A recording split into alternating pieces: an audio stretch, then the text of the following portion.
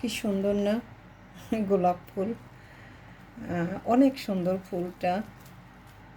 তো আমি আসলে সোশ্যাল মিডিয়ায় কাজ করতে আসা আমার উৎসাহ পেয়েছি আমার ননদ জামাই ওর থেকে।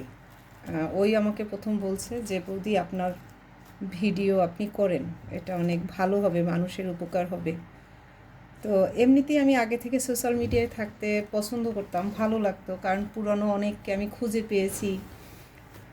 সেইখান থেকে ফেসবুকে বেশ আমি একটা অ্যাক্টিভ থাকতাম, আর যখন ওর কাছ থেকে এটা শুনলাম তখন শুরু করলাম আমার জীবনযাপন, আমার লাইফস্টাইল নিয়ে আপনাদের সাথে শেয়ার করা। এবং এটা শেয়ার করতে গিয়ে আমি এত ভালোবাসা পেয়েছি, এত ভালোবাসা পেয়েছি।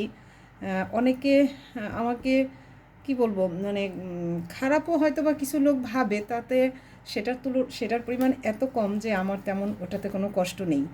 তো দেখেন এই যে ভালোবাসা, আমার কি বলবো, এক পরম শ্রদ্ধেয়, পূজনীয়, সম্মানিত, আমার তাদের নাম আমার বলা নিষেধ, আমি বলবো না, তাদেরকে আমার সেই সম্মানটুকু দিতেই হবে।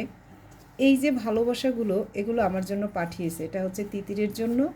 দেখেন কি সুন্দর একটা ড্রেস, সত্যি আমার চোখে জল, মানে জল আসছে যে এত ভালোবাসা, এত ভালোবাসা মানুষ।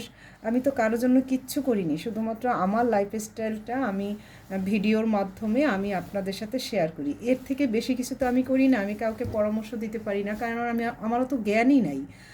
আমি আমি সত্যি আমি বলতে পারতেছি না, আমার জল চলে আসতেছে চোখে। আমার তো অত জ্ঞান নাই, অত বুদ্ধি নাই, আমি ডাক্তার না, এবং এত সুন্দর একটা শাড়ি আমার জন্য।